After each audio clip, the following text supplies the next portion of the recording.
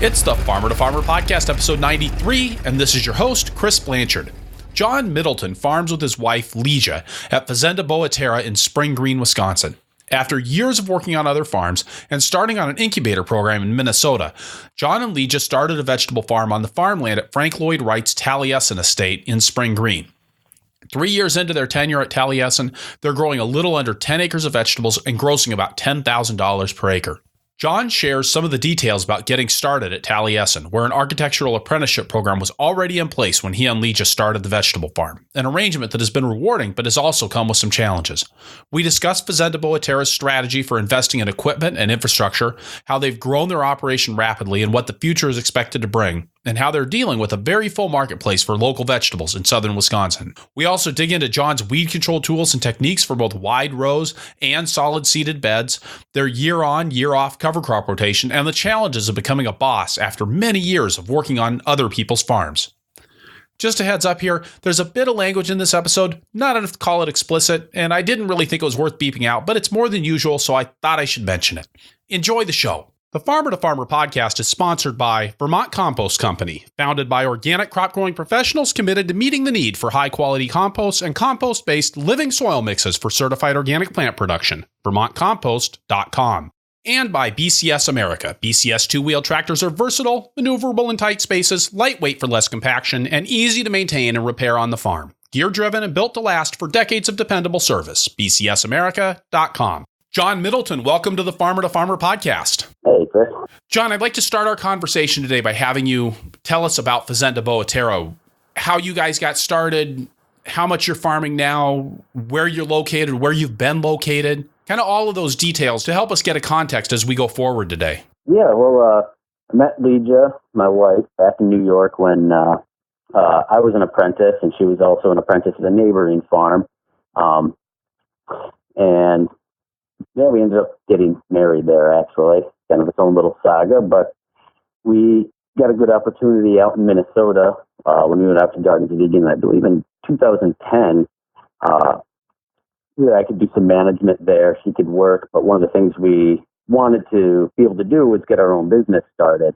And they did happen to have an incubator program, so it allowed us a really pretty unique opportunity, actually, start our business while farming there, which was really beautiful. So we developed our business there for 3 seasons before moving the farm down to Wisconsin, Spring Green, Wisconsin, in 2013 into 2014, to kind of take on a new project here at Taliesin. So Taliesin is something that generally has a meaning here in southern Wisconsin, but for everybody else that's listening, can you kind of give us where you guys are located and what the setting's like and what Taliesin actually is? Yeah, I mean, it's kind of a big question to unwrap with the broader context of this whole phenomenal community and this interesting little spot of the earth we seem to land on. But, yeah, in short, Taliesin was Frank Lloyd Wright, who's, a pretty well-known architect around the country and the world. And he had a farm here. His family was from this valley. And this is where his home was, and he actually ran a farm here with his apprentices. Kind of the motto here is always learning by doing, which is kind of an appealing thought, I think. And so they were up to 100 apprentices at various points learning the craft of drafting and building. What was kind of unique was he had really, whether intentionally or not, created an intentional community where they were also farming the land. So everyone who was here learning and working was also farming. And as that legacy sort of has peeled away into the past a bit, as, obviously he died in 1959, so it's been a while, there was a lot of talk, principally from Gary Zimmer, who actually transitioned this ground to organic in about 2002, I believe, really kind of reinvigorating the legacy of the agricultural land use here. A land stewardship model, bringing back vegetable production, and really getting back to the roots of teaching that. So it was kind of an interesting offer where he was willing to help us relocate and get started down here with the intention of really kind of creating a small, medium scale vegetable and food school, also tying in with the culinary history here. And some pretty cool things that we're doing on that front again now. And so just to set a little background then, Gardens of Vegans was a large operation south of the Twin Cities up in Minnesota. I think about 60 acres of vegetables. We actually have an interview in our archives with Linda Halley, who was the manager there after Martin and Atina Diffley. And they had an incubator program, which Linda and I talked about at length during our interview. So you move down now. Gary Zimmer is also a big player here in the Midwest. He was the founder of Midwestern BioAg, and also has the Otter Creek Farms. Also has Otter Creek Organic Farm, which is a cash grain and livestock operation, right? Mm-hmm. Okay, and so dairy too, and dairy as well. Okay, and so when you guys came down here, what was the arrangement? Was he hiring you to come in and do this work of developing this program, or do you guys still have your own business? Yeah, we do operate independently. Yeah, it was a bit of a tough decision actually leaving Minnesota, working with Linda, who Lidia and I both adore actually. But yeah, I mean, I think a big part of it was it would afford us an opportunity to continue running our own business with somewhat of the goal, ditching the day job. Kind of the conversation we had initially when we were starting was, about how difficult it is to get started in farming. Obviously, all the land access issues, the amount of capital investment.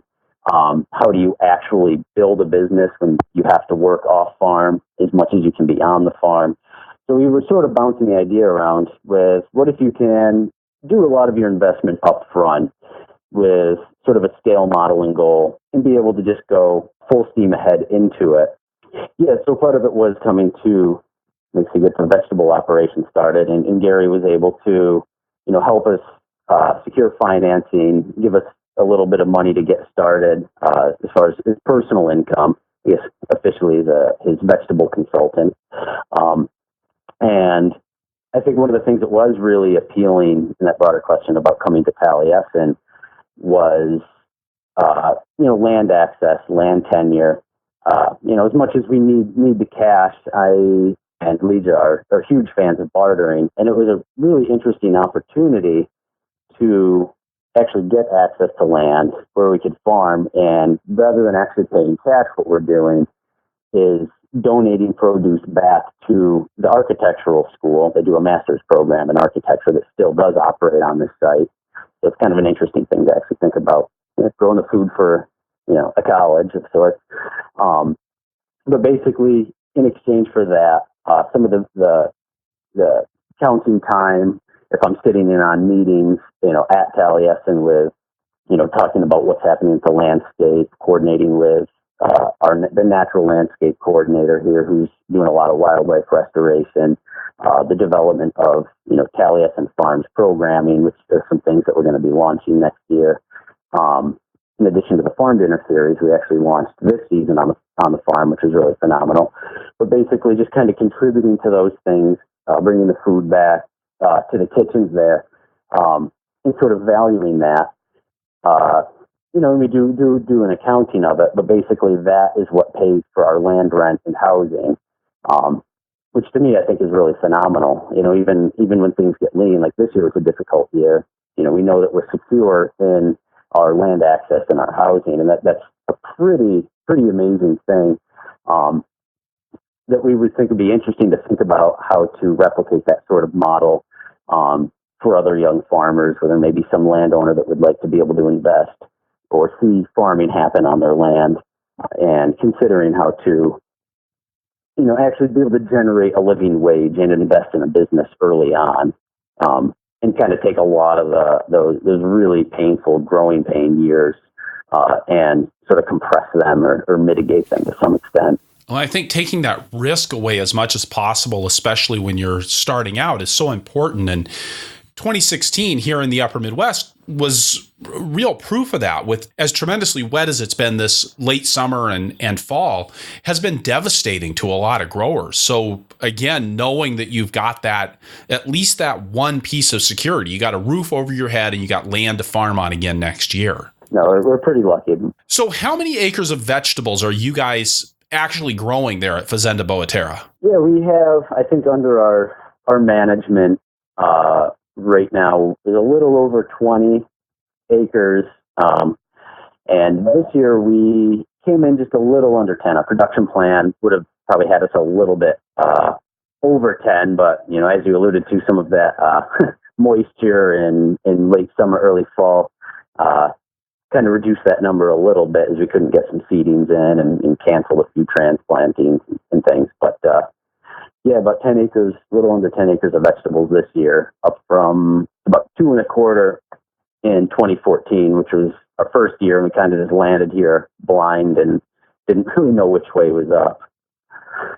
So some pretty rapid growth for you guys. Yeah, I mean, I think that is a little bit of the idea we had.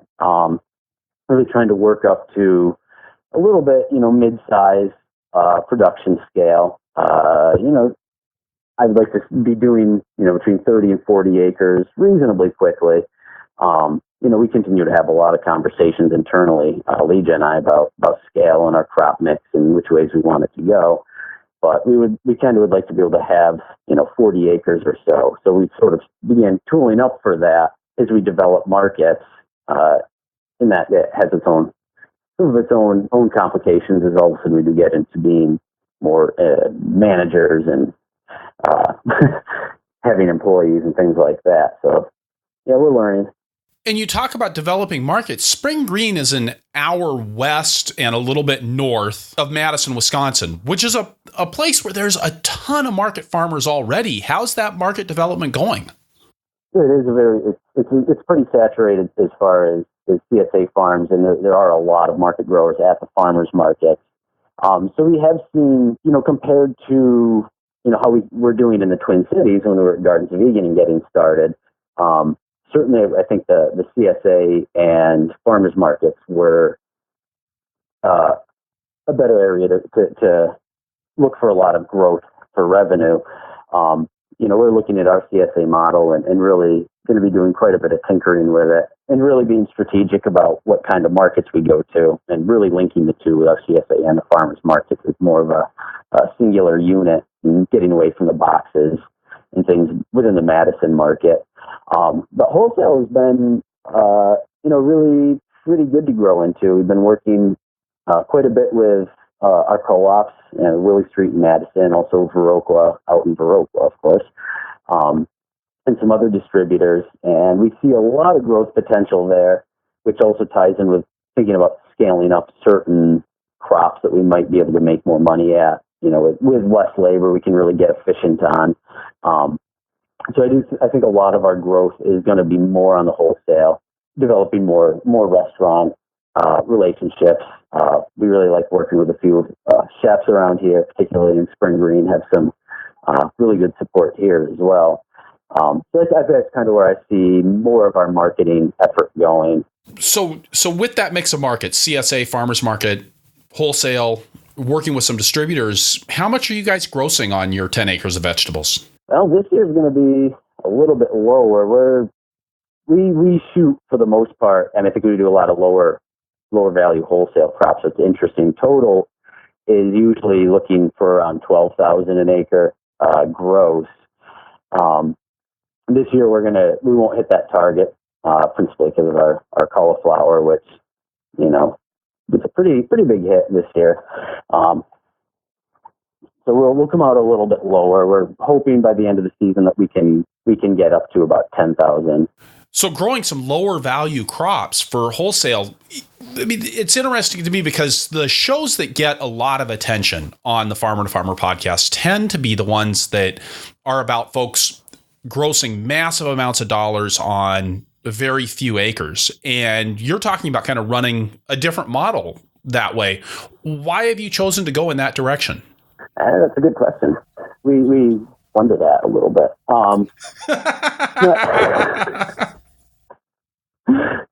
No, I think a lot of it is,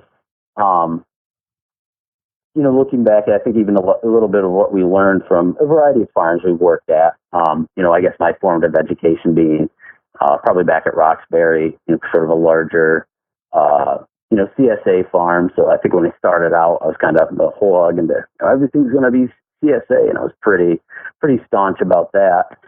Versus going out to Gardens of Egan, where the Diffleys had established a much different model, which seemed a bit perplexing to me, but I think kind of grew on me about, getting rid of certain crops, really specializing in, 9, 10, 13 crops that they can do on a larger scale, really excel at, and run a pretty lean operation.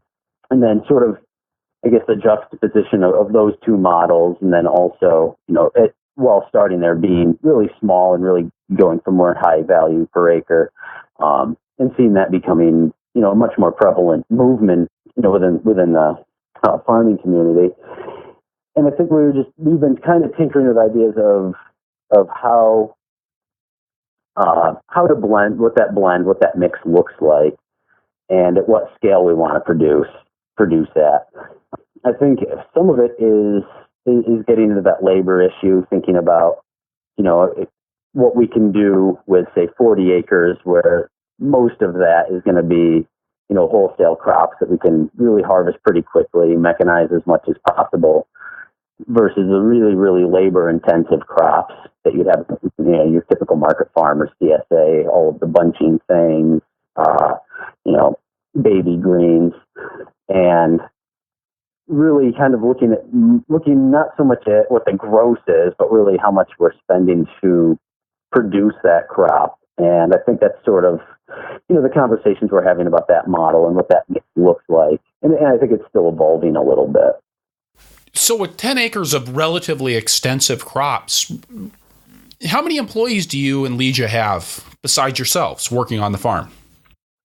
This past season, we had 2 apprentices that worked full-time on the farm, and a friend of ours from town that worked a few days a week with us.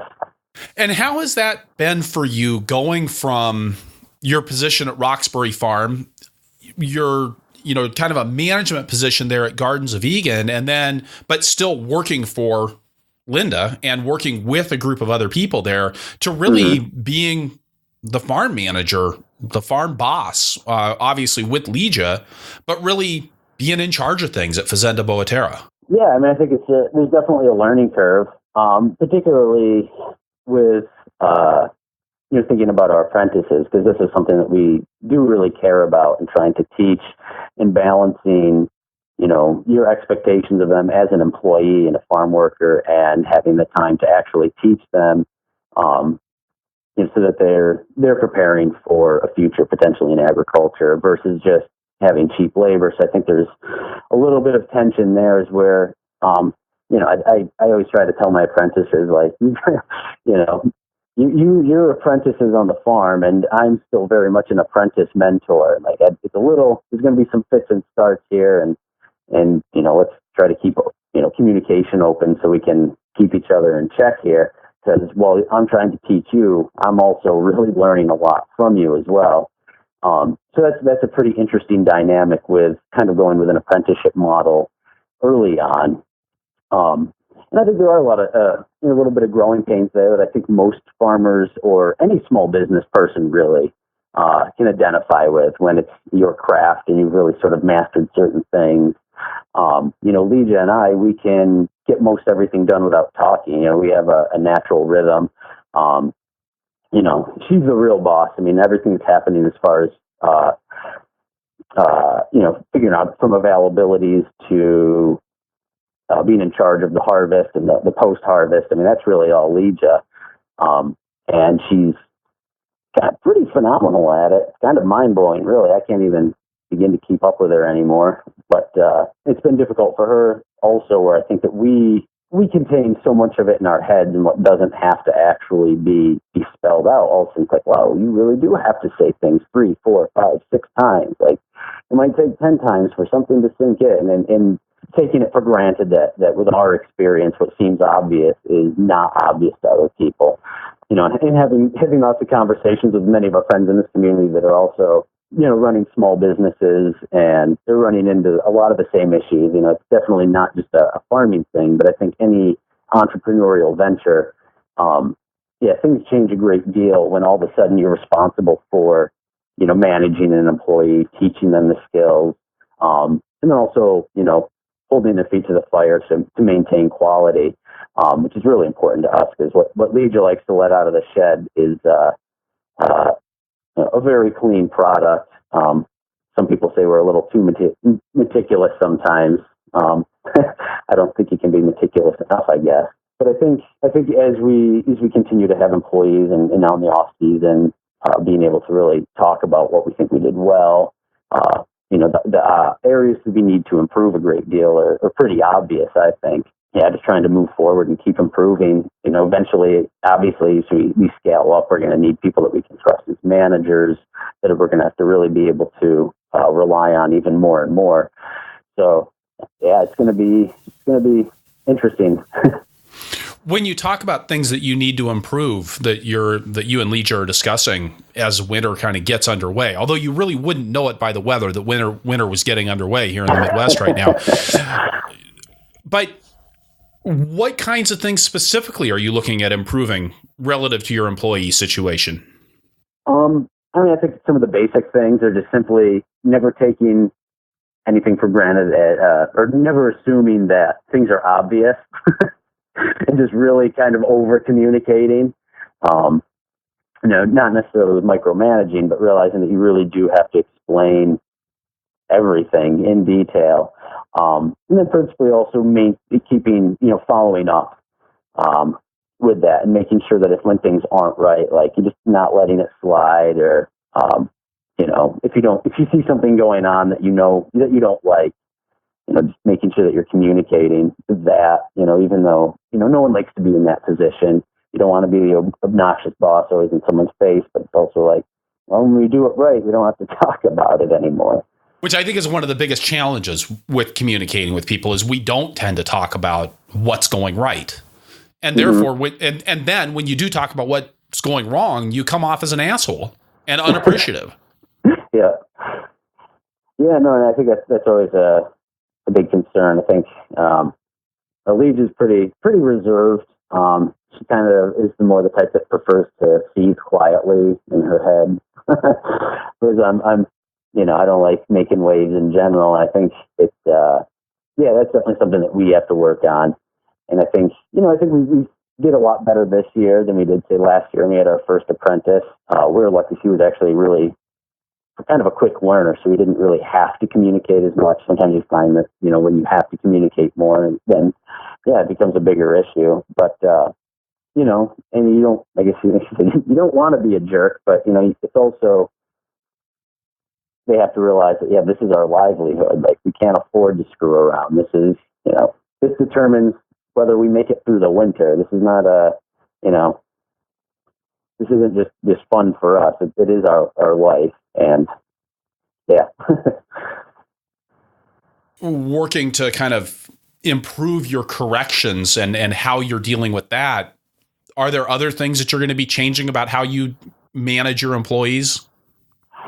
Yeah, I think one of the things that has been somewhat complicated, actually, is we also kind of getting back to some of the comments about Taliesin. What's been kind of interesting here is they've been pretty supportive about the apprenticeship model as well. But right now, sort of like it's real nuts and bolts infrastructure type stuff, is that our apprentices are housed with the architectural students, and they have an interesting term. They call it the migration, where they basically show up in May, and then they're here through October, and then they actually have another campus in Arizona that then they're at the rest of the year. So the past 2 years, sort of the arrival of the apprentices has corresponded with their return to Wisconsin in May, which is really a pretty bad time to get started with an apprentice. So we're going to be talking a lot with them about arranging housing earlier, or actually maybe using a house that's across the road that It's another farm that Gary Zimmer owns, actually. But really trying to get our apprentices here at the start of the season, back in March, when we're just kind of waking the farm up, pulling things out. And we have a lot more time with them when there's not so much pressure to really start figuring out what kind of flow we have, identifying the problem areas, communicating that a lot earlier, and having just a lot more time to really kind of lay out what the farm is all about, what farming is about, just kind of actually being able to get to know each other a little bit better versus, showing up in May when it's like, May's the first crazy month. Like we're in gangbusters transplanting, the greenhouse is going crazy, busting at the seams. Now we're starting to harvest. And so I think that's kind of, throwing them right into the fire it can be a little bit rough. So I think that's just a real practical nuts and bolts thing that we're going to do. And I think that'll be really a lot better for next year. Now you're at a 10-acre scale now. You said you're heading towards 40. That's got to create some interesting challenges when it comes to investing in equipment and machinery and infrastructure. Yeah, I think, machinery-wise, I think we're pretty tooled up. It's definitely a land-based issue for one thing, making sure that we actually have that amount of land. And I'm a pretty big proponent, especially with veggies, because, we're particularly vicious to the soil, no matter how much we love on it. Really having the half in, half out kind of rotation. So if I'm doing 40 acres, I'm going to need 80. And then actually the way I have field set up with harvest lanes and headlands, I lose 20%. So I'm actually going to need 100 acres to do 40 acres. And then you look at those numbers and it starts looking a little crazy. So we may not actually get to that scale, the next 3 to 5 years. I think we're gonna probably grow a little more slowly up towards 20, and then hoping to have about 50 acres that we can work on. So that's definitely something that we have to be thinking about.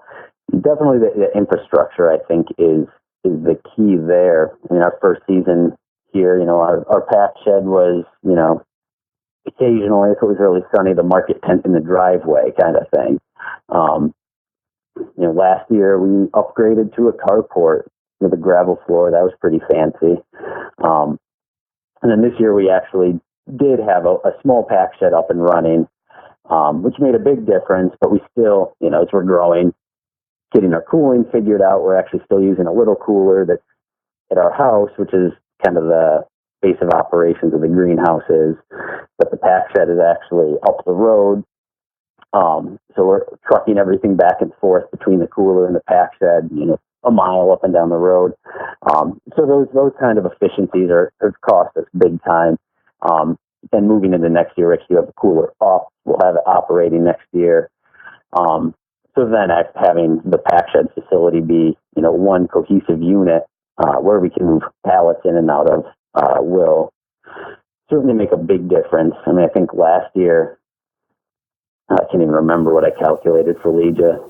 I think we was like our, dicking around coefficient, but, it was a pretty significant number of hours we lost just, moving everything one case at a time and then stepping up into the cooler. And so even this year, just having a good pack shed facility saved us a lot. And once we're actually able to get directly into our cooler next year, it's literally, weeks of labor, I think, that you can earn back. So I'm curious, when you said you calculated the dicking around coefficient, what did you calculate that as? Because I think sometimes getting at the payback on infrastructure developments is particularly difficult. You can do something pretty easily when you go, we're going to invest in a root digger, and it's going to make it so that we don't have to fork the carrots. How much time do we spend forking the carrots? How much time are we going to spend with the root digger? you can get pretty quick how much time you're going to save that way and turn that into dollars and go, oh yeah, we're going to buy a root digger, no sweat. But when it comes to dealing with that stuff on an infrastructure level, I think it's a little bit fuzzier. I'd be curious what that number was and how you calculated it. Or maybe I'm giving you too much credit for rigorous data analysis. Yeah, no, I mean, I don't think it was too rigorous. And then there's sort of the intangibles, like, what is the toll on a spine? How do you work that into the number? But I mean, I think it was, just how much time, how many miles are we running up and down the road? How much time does that take? How much fuel do we use? And then obviously our cooler as it is, it's just actually an old chicken freezer box that we have a cool bot running in, which has been pretty amazing. It's kind of insane how much produce we turn through that stupid thing. But, it sits up a little higher, so you have to basically lift every case up into it. You can't get a hand truck in and out. So just the amount of time walking and carrying things versus being able to run your pallet jack or a hand truck with 5 cases on it and not having to individually handle them. And then of course when we didn't have a pack shed, we didn't have our brush washer that really speeds up a lot of our washing time, things like that. But I think the crux of that coefficient was largely Lidia's overall dissatisfaction with the way her spine felt as a carport pack shed manager, and just all of the handling. I can't remember exactly how we came up with our number on that, but it's an interesting number to try to come up with, and I think particularly on a farm when you've got infrastructure that sort of works, looking at making infrastructure that actually will work and what that does for you from a long-term personal and business sustainability perspective, because you really are reducing your overhead going into the future when you build something that works efficiently and well. Something that Paul Arnold talked a lot about in his interview with the Farmer Farmer podcast. So, and I think for us, most of that really is, feeling our bodies. I mean, that's always my dad. Whenever I talk to him, he goes, "How's Lidia's back? Be careful. You're in your mid-30s. That's when it happens." And I think we're cognizant, as we've been doing this over 11 years or so each. You start to have those little creaks and cracks and stuff that, they're not that bad, but, we're still young, but realizing like there's things are starting to compound a little bit. So, I mean, I think for us, one of the driving impulses is like, we have to protect our bodies. And I don't know exactly how you value that. I mean, I think that's kind of an individual choice. How much you value having knees and a spine at 50. But I think that's really, that's the main thing we've started to look at when we're looking at everything from, our infrastructure to, a truck that we load into to, even our crop mix. We're looking at, one of our best pepper years this year, and they were beautiful. And I'm kind of going, wow, we could really scale this up. We could make good money on it. But for some reason, that angle of picking peppers, we're both just go, oh, geez, nope, not if we have to ever pick a pepper. We're not doing these, So, I mean, I think that's really what we're assigning most of the value to is hopefully having a body in the future. Well, yeah, and for the scale of farm that you're talking about, no body, no farm. I mean, it's not like you're going to be hiring all of the work done and be able to sit in your wheelchair at your desk. Yeah, exactly. And we certainly wouldn't want to be in a wheelchair, but we want to be out there. But, we don't want to have to be in our 40s working as hard as we did in our mid-20s, because that's not sustainable. So talk to me about what kind of equipment you guys are running out in the field for that 10 acres of production.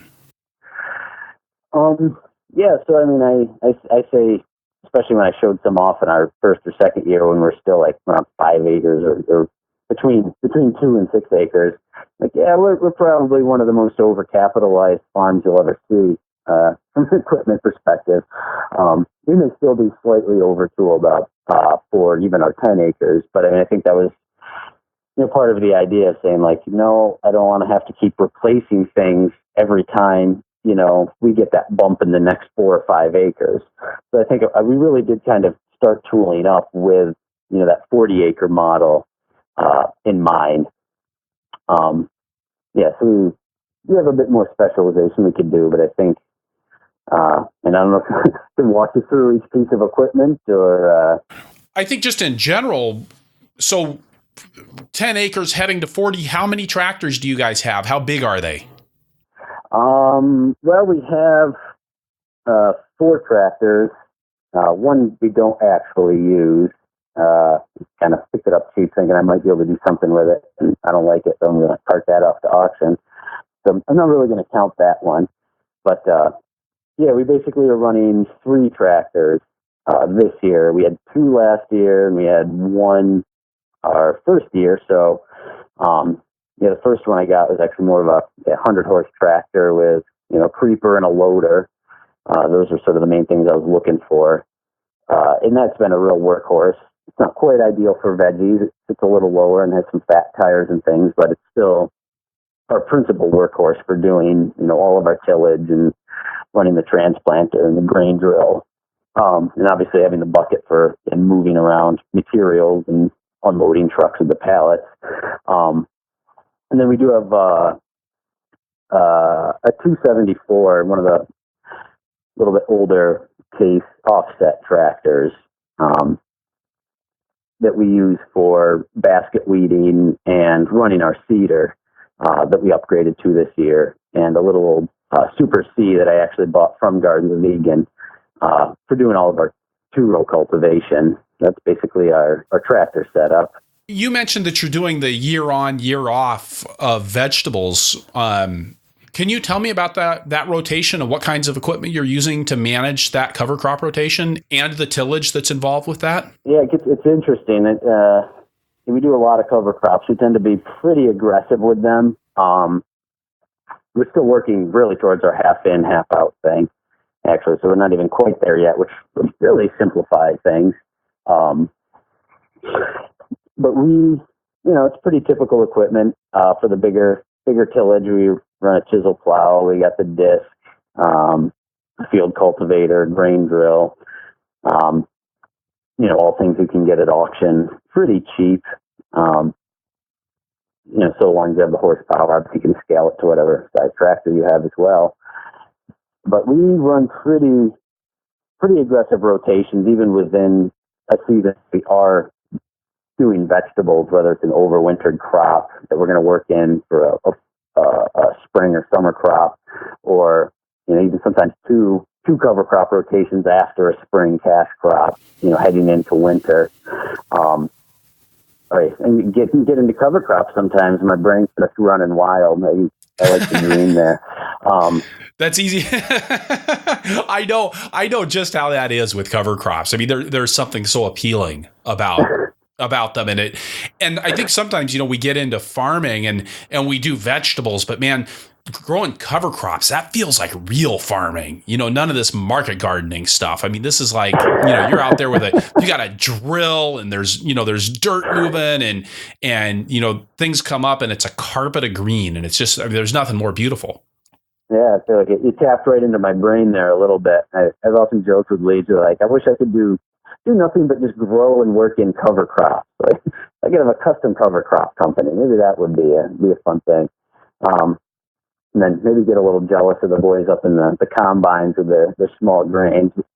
When you're out there on your 150th bunch of carrots for the morning, there's certainly an appeal for some of the tractor work as well for cover crops. But I mean, that really is personally for me one of my favorite jobs on the farm, particularly in the fall. I don't know what it is. There's just something that feels particularly gratifying about putting your farm to bed. It's worked its ass off for you all summer, and now you get to just kind of return a little bit of the love.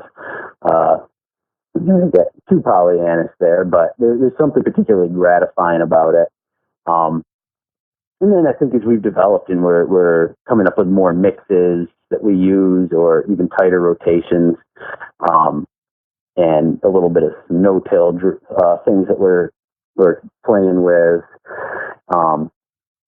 It's just a lot of fun. So when you're getting a cover crop established after you've had a cash crop in, tell me about the process that you go through. Yeah, it's kind of interesting. I think it's a little bit backwards, but I found I can really get great results with minimum passes. If I'd have to go back and kind of maybe talk to my younger self who, used to love to rag on the rotavator more than any other particular instrument that people use on the farm. So I still like to a little bit. They use too much. But basically, yeah, if I have a broccoli crop, depending on what my window is to get a cover crop in, I can either hit it with the flail mower to chop it down, and then come through with the rotavator, and then I can hit it with my chisel plow. And actually, one thing I like with our Coulter chisel plow is actually have straight shanks on it, so it's really more of a ripper. So instead of flipping the soil from side to side, you're really just knifing through the soil and not doing a whole lot of mixing of layers.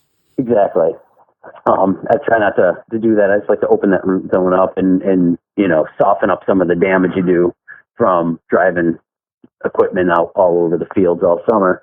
So I can basically, with that 3 passes on most of this ground that we're really blessed to have, we can pretty much run the drill right after that. And I can do that usually in the same day. So I can go straight from, chopping the crop, rotavating it in to further chop it, incorporate it, rip it and drill it.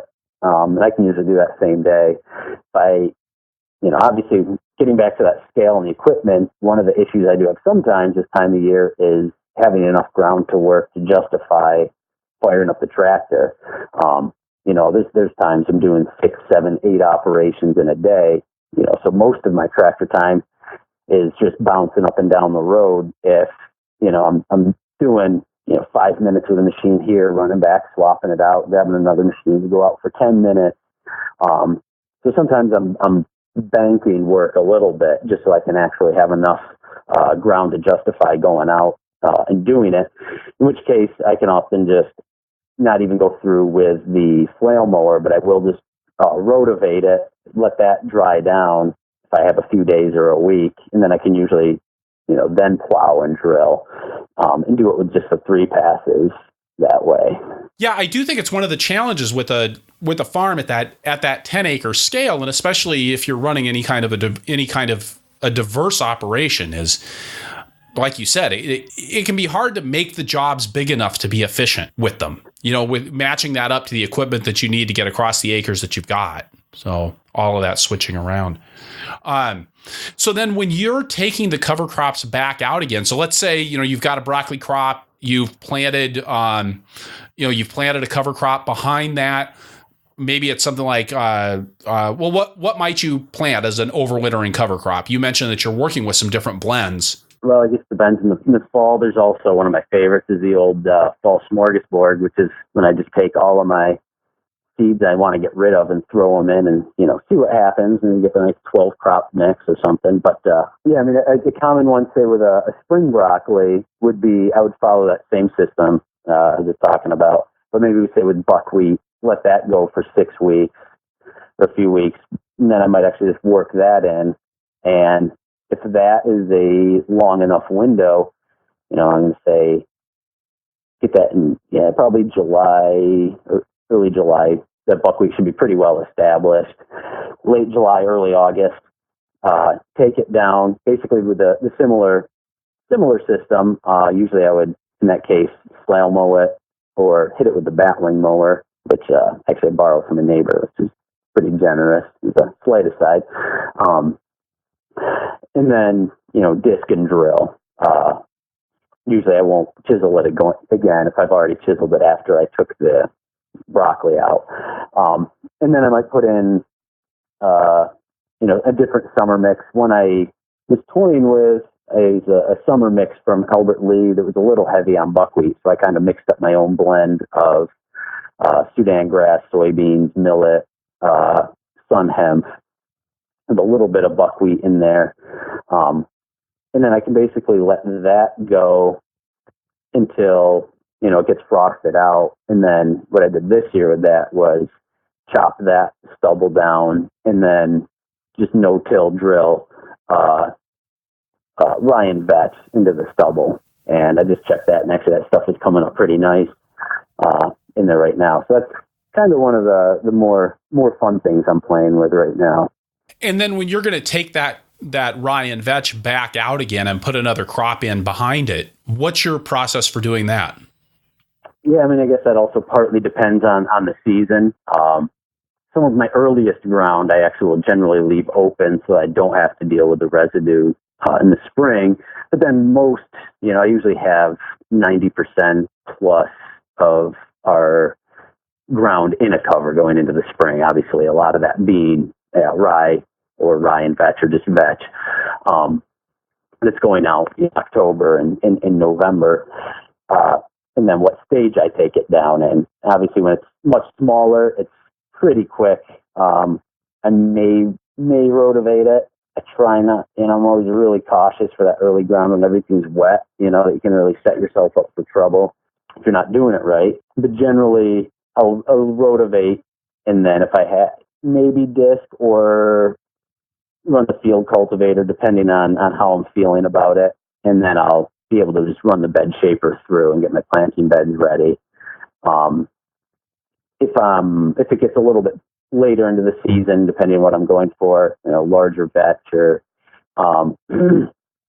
sometimes you let that rye get a little bit more strawy, get some of that lignin in there, which obviously takes a bit longer to break down. Then I certainly get into having to chop it, usually letting it dry down a little bit. And then doing a little bit more aggressive tillage with the disc usually to get it broken down and incorporated and ready for a cash crop. And then when you're growing that cash crop, are you using a raised bed system or are you pretty much just flat? Yeah, we do use a raised bed system. We're tinkering with that a little bit. We definitely it's working really well for all of our direct seed crops. It could be like, all of our bunching stuff and greens, carrots, that sort of thing. Because we can straddle that pretty well. The smaller tractors, we've been having a little bit less success with that in our 2-row stuff. Partly we're on a 36-inch bed. That's more where our main tractor isn't quite as ideal. We run into some issues with cultivating where the wider rear tires are actually cutting into the bed. So then our plants are a little too close to the edge of the bed because we cut it down. Maybe in the future when we have our veggie tractor, that'll mitigate that problem. So we have been actually cutting those beds down a lot closer to flat to mitigate some of the issues that we've had in cultivating our 2-row crops. John, I think this would be a good spot for us to take a break, get a word from our sponsors, and then when we come back, I'd like to talk with you about how you're doing your weed control at Fazenda Boa Terra. All right. Perennial support for the Farmer to Farmer podcast is provided by Vermont Compost Company, makers of Fort V and Fort Light potting mixes for organic growers since 1992. Founder and owner Carl Hammer got started as an organic vegetable grower, where he learned that quality transplants really mattered and that quality transplants come from quality potting soils. Makes sense. Just like the donkey on their logo, Vermont Compost Company's potting soils aren't glitzy or glamorous. They're steadfast and consistent, stubbornly making certain that your transplants can get everything they need from a few cubic centimeters of soil. And even though it's not all about saving money, Vermont Compost's fall pre-buy program can help you get what your plants need at the best price and the best shipping options. With their full truckloads and shared truckloads program, they organize shipping to other regions in ways that sometimes gets prices down to the level you'd pay right there in the great state of Vermont. Plus, you pay a lower price for the potting soil. To get a quote from Vermont Compost, go to the ordering page on their website, submit the request a quote form. This form also adds you to their mailing list so you stay in the loop on the program. And remember, the donkeys that I mentioned earlier are the real thing. And you get a little bit of donkey manure in every patch of Vermont Compost potting soil. Feed your plants the best. VermontCompost.com. Bandwidth for the show is provided by BCS America. A BCS 2-wheel tractor is the only power equipment a market gardener will need, with PTO-driven attachments like the rototiller, flail mower, power harrow, rotary plow, snow thrower, log splitter, and more. You name it, and you can probably run it with a versatile BCS 2-wheel tractor. The first time I used a rototiller way back in 1991, it was mounted to a BCS two-wheel tractor, and it spoiled me for life. When you get behind a BCS, you can tell that it's built to the same commercial standards as four-wheel farm tractors. I've used other tillers and mowers, and I spent most of the time when I was using those thinking of how much easier it would be with a BCS. On my own farm, we went through a number of so-called solutions before we finally got smart and bought a BCS. Even though we owned a four-wheel tractor to manage our 20 acres of vegetables, the BCS tackled jobs that we couldn't do with the larger machine, from mowing steep slopes and around trees to working in our high tunnels. Check out bcsamerica.com to see the full lineup of tractors and attachments.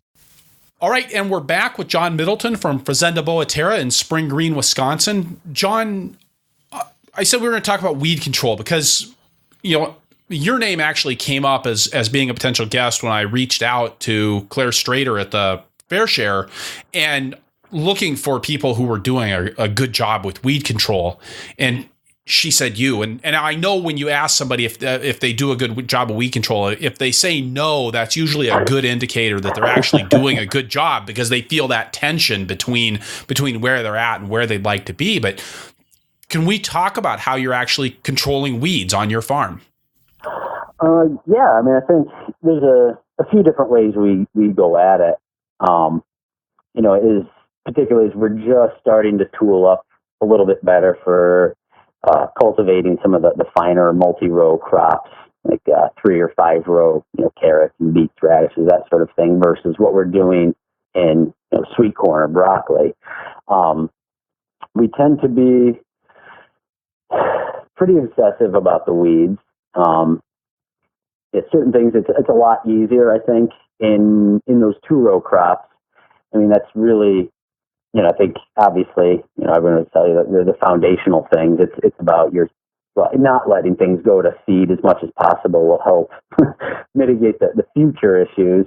Yeah, I mean, I think a lot of it is really using our cover crops to the advantage and good fertility and, our tillage practices as prepared as enough time if possible to maybe have a flush of weeds early in the season or before planting and getting that out. But it's pretty easy in the 2-row things. It's basically, I can go through with our Super C and get really pretty fine control through a good chunk of the growth stage of the plants too, depending on whether I decide to move the shovels in or out a little bit.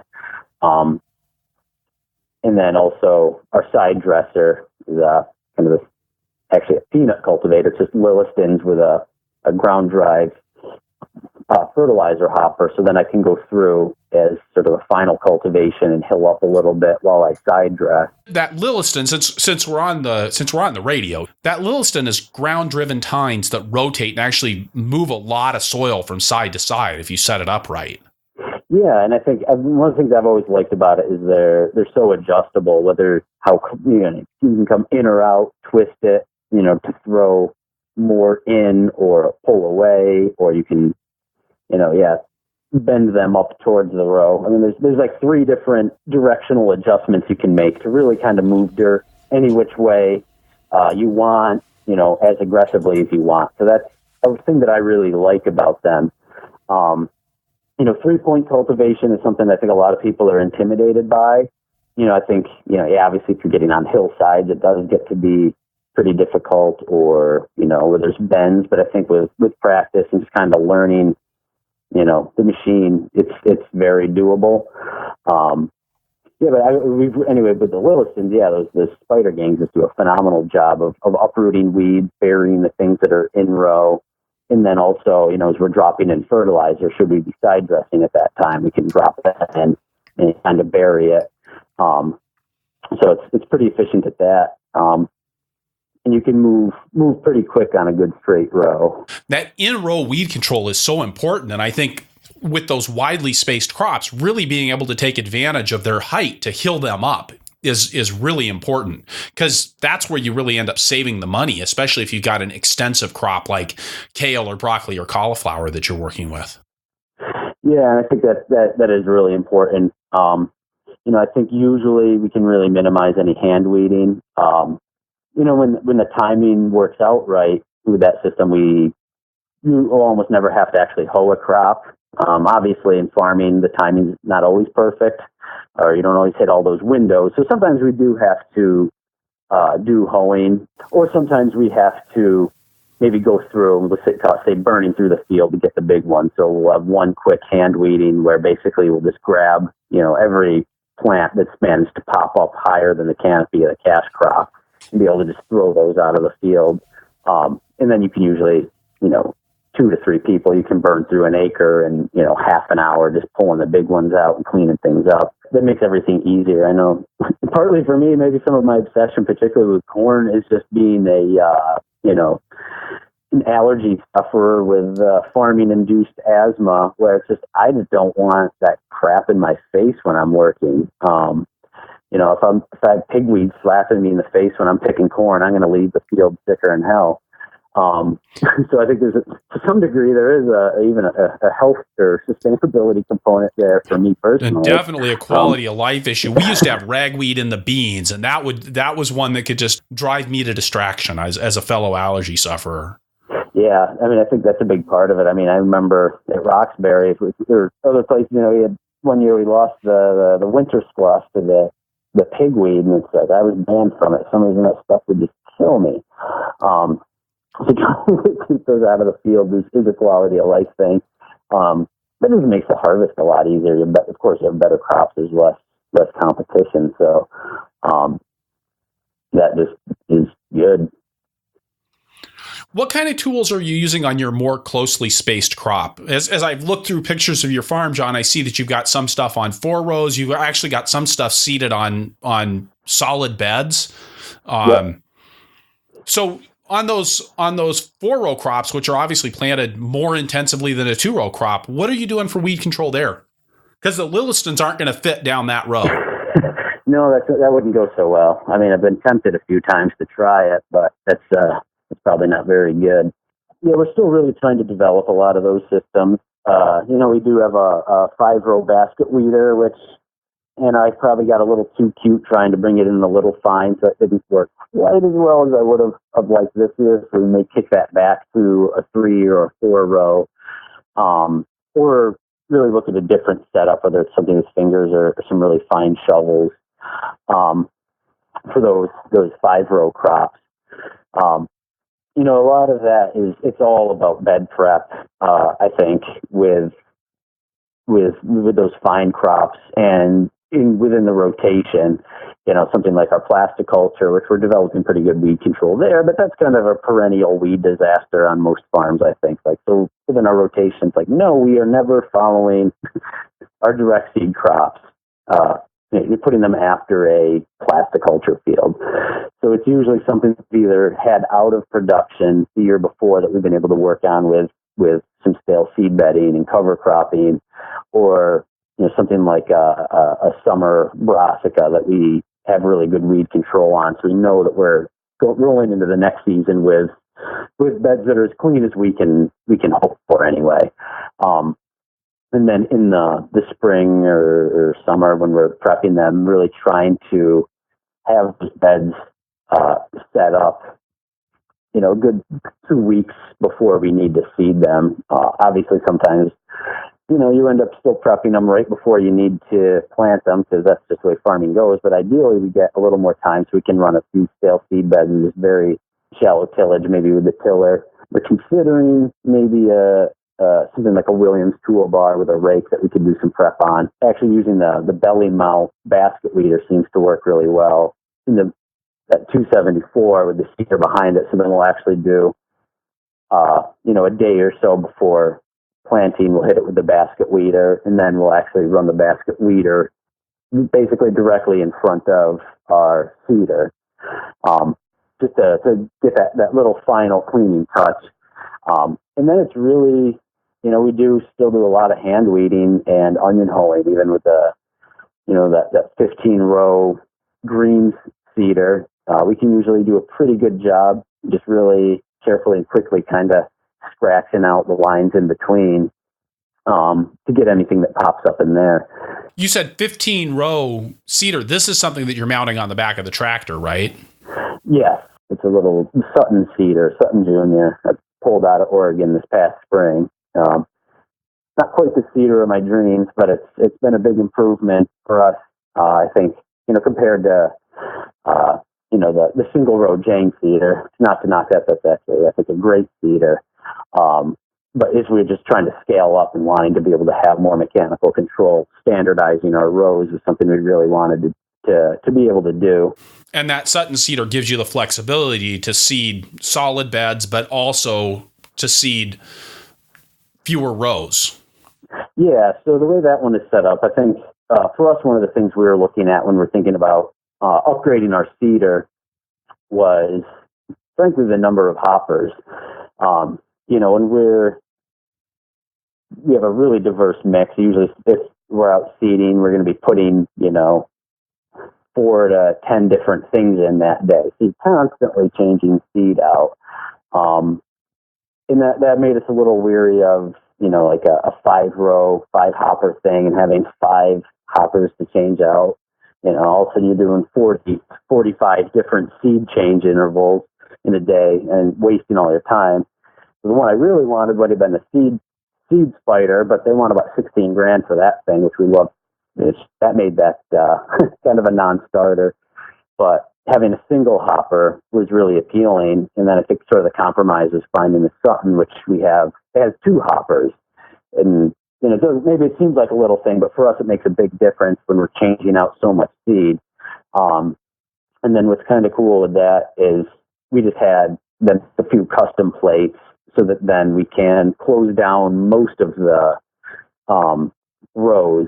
So then we can just have 5 rows running out of the 2 hoppers. We even toyed a little bit. There's 3 rows on one side and 2 on the other. And maybe we can do the turnips 3-row and radishes 2-row on the other side, and then just do them both at the same time. And varying degrees of success with that, but it's been a pretty flexible tool. So, John, earlier in the show when we talked about marketing, we didn't get really specific with much, but you did mention that you're experimenting with some different models with your CSA other than just doing the box plan that you've done in the past. Yeah, I think, I'm not sure that we're doing anything new. There's plenty of other people doing similar things, but I think, my foundation with CSA would have been at Roxbury, which ran, it's a pretty phenomenal farm all in all. They did more of a slight market style, not the farmer's market style, but basically they were not packing boxes. They would deliver things in bulk. They would, they'd be lined up, and, the people would choose from their list and pull everything out. And I thought that was really kind of appealing. So when Lidia and I started up in Minnesota with our CSA, we took that approach. We didn't like the boxes. We always thought packing boxes just seemed like such a laborious thing to do. So we kept bits of that CSA distribution model that we had learned at Roxbury. And then we also sort of refined that a little bit by doing a CSA pickup at our farmers market stands, which seemed to go really well. So basically, very similar. They still have a share list. Here it is. But then they still also have a lot more choice. If it says, 2 peppers, do I want 2 Carmens or 2 Bells or one of each? Or, if it's a head lettuce, do I want a romaine or a red or a green leaf? So, being able to, a really good way of controlling the share while still being able to give a lot of choice within that share. And we had a tremendous amount of success with that in the South Metro when we were still in the Twin Cities. And then coming down here, I think there's much more entrenched with the box drop. It's kind of the way it is. There's just so many sites. It's a little bit saturated, and I think many of many CSA customers are just like the boxes. It's convenient, it's easy, but we just have never found it particularly rewarding. We've done it for the past 2 years, just kind of playing along, and we just don't really like doing it that way. I don't know. That's partly a quality of life thing. It's kind of more of a distribution challenge. Whereas at our farmers market in Madison, and then of course here in Spring Green, we maintained that same model we had at the farmers market previously before we moved down here, and then also started going with a punch card kind of CSA where people can basically just prepay from the market stand and get what they want. And then you get rid of a lot of the issues of, well, you don't have to worry about a vacation hold or always being at the market. You can miss, you don't have to be there. If you're going to be going out of town, you only want to grab 3 things. That's great. You have company coming over the next week. You want, $50 of stuff. You can do that. So that amount of choice and freedom is really improved our retention for those members. Are you using a CSA management system? Yeah, we do. We use the member assembler from Small Farm Central. We started that. I think we built our website initially, right out of the gate with them, principally for that, which is, I think it's really good. It'd be nice if you could somehow link it a little bit more simply to your QuickBooks or something. It's still always doing the double entry, but I guess that's maybe not a bad exercise.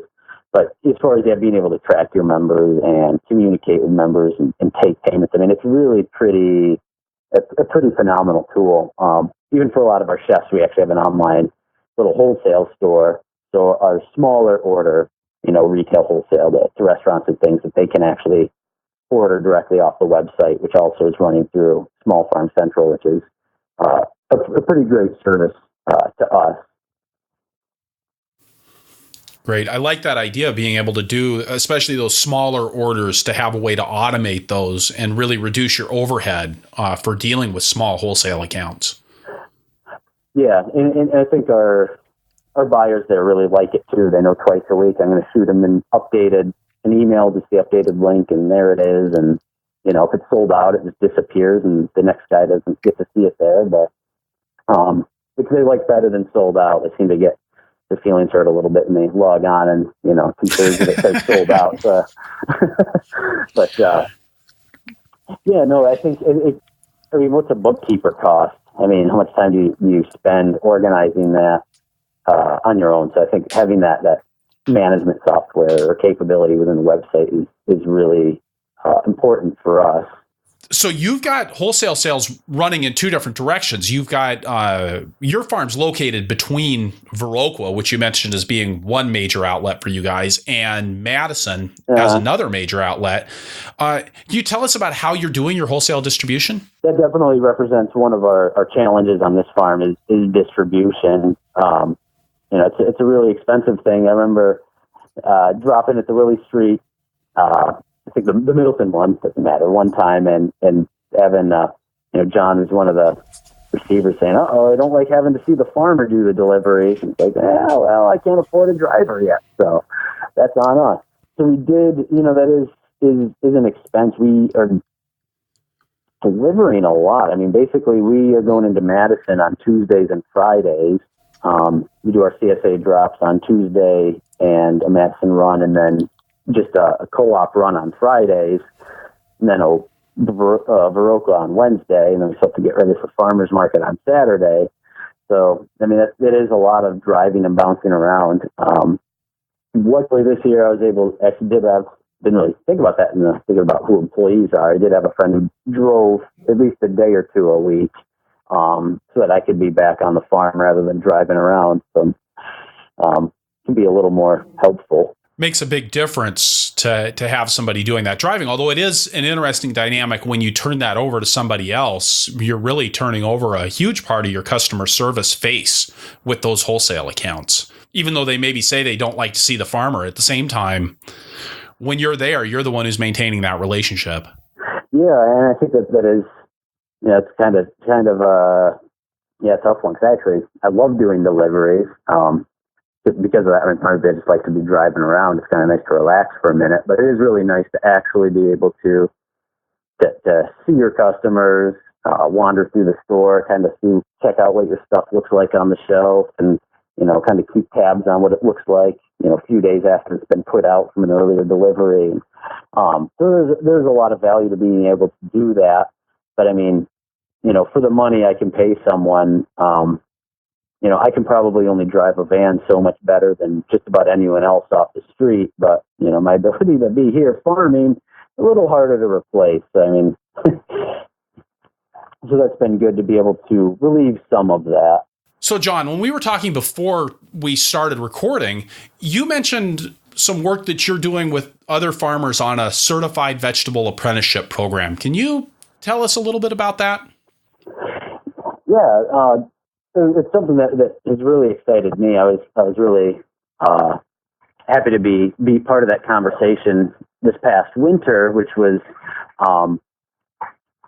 coming down. I think working with the extension and the Department of Workforce Development and a few other interested farmers in the area. Actually, pretty good group of farmers at that, about what a farm apprenticeship is. How do we train people that are ready to manage a larger farm or to go out and start their own farm? And I've often, I think one of the big problems we have with a lot of smaller farms or farms that are struggling is that there's not enough attention given to actually teaching and training and preparing somebody for the realities of what farming is. I always, joke like, I don't understand why we think it's a welder needs 4 years of apprenticeship to weld a pipe together, but we think a farmer is ready to hit the world after a season. I think the answer is that because welding well is really stinking hard. The thing about, it's the apprenticeship model that exists in other areas. An electrician's apprenticeship, a pipe welder, a plumber. But really studying under experienced people and developing those skills, being really important to helping future farmers have success, and that we continue to have young farmers think of agriculture as a lucrative career option. And luckily, there was a little bit of background already with the Grazers Group, who actually did come up with a certified grass works or grass grazing program. So using that as a little bit of a model to say, what would it look like to have a certified program for a vegetable production, specifically vegetable production apprenticeship? And so some of the conversations there is, of course, what kind of farms should they be on? Who's qualified to do teaching? What kind of experience do they need? We're not looking for people that are totally green, that maybe they want to try a summer on an organic vegetable farm. No, this is somebody who spent a year working in the trenches on a commercial farm and was dumb enough to want to come back for more and say, yeah, let's think about this. So what are the requisites for that? For one thing would be multiple farms kind of having a curriculum of sorts where they're teaching the same things. What are the classroom components? What kind of actual classroom instruction would they be able to do during the season or in the winter? So it might be, an online, business finance course over the winter that you would, be providing. Of course, craft farm visits and Moses field days, things like that you would be sending apprentices to. So what is that mix between, obviously the most important thing is, which is the hands-on learning and, some of the real educational development that needs to happen as well. How many years of this program, how do they progress through it? If you have multiple farms that are doing basically the same program, you could even potentially have a rotation so that these apprentices might be able to move around a little bit and kind of experience different farms, different management techniques and styles. And I think a big part of that is also thinking about farm succession, where there's a lot of farms where there's excellent farmers, they're getting older, maybe there's not a succession plan. How do you invest in somebody that you might actually want to start turning over management responsibility, possibly an equity stake or ownership of your farm as you kind of recede into retirement? So it was a really fascinating conversation we had. We got a little bit of movement on it last winter, and then obviously this summer we're all a little too nuts to be thinking about all those sort of things. But as we wrap up the season and the fog of delusion settles back on, and 2017 is looking beautiful, we look forward to picking some of those conversations back up this winter and really trying to make that happen. Great. I look forward to seeing what you guys come up with for that. Yeah, no, it's going to be interesting to see. And John, with that, I'd like to turn to our lightning round here at the end of the show. So what's your favorite tool on the farm? Favorite tool on the farm? Probably my grain drill. What kind of grain drill do you have? It's a 5300 soybean special, international. Is this one of the bigger, newer drills that tend to be a little bit taller, or is this a more of an antique model? I think it's like 1980s, maybe early 90s. So it's somewhere in between. Is there something in particular that you like about the grain drill that you have, or is it just a grain drill in general as your favorite tool? No, I think it's just a grain drill. I think my dream setup would be, something I could put on the back and do no-till on, but we'll see. Maybe next year. And what's your favorite crop to grow? Well, now we're going to go back to cover crops, but I think, honestly, I love growing cabbage. Really? That's an interesting selection. Talk to me about growing cabbage. Well, I think it's, I've looked, trying to crunch the number. I don't know what the magic number is exactly, but what does your return per hour need to be? And like, my arbitrary number is that you should be able to harvest $200 an hour, and cabbage is one that I can do pretty easily and enjoyably. And finally, if you could go back in time and tell your beginning farmer self one thing, what would it be? Check your ego. That's something you could say to pretty much any 25-year-old, right?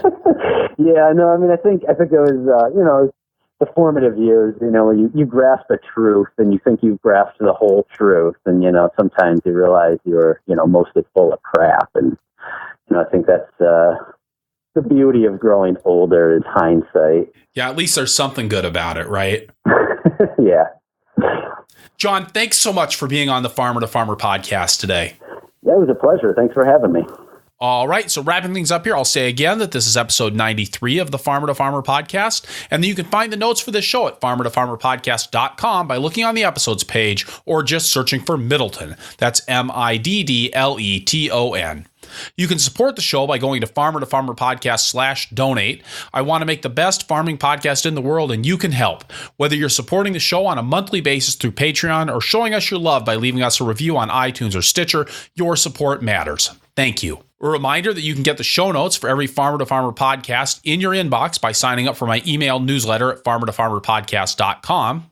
And finally, I appreciate so much all of the guest suggestions I received through the suggestions form on farmertofarmerpodcast.com. Please let me know who you would like to hear from. I'll do my best to get them on the show. Thank you for listening. Be safe out there and keep the tractor running.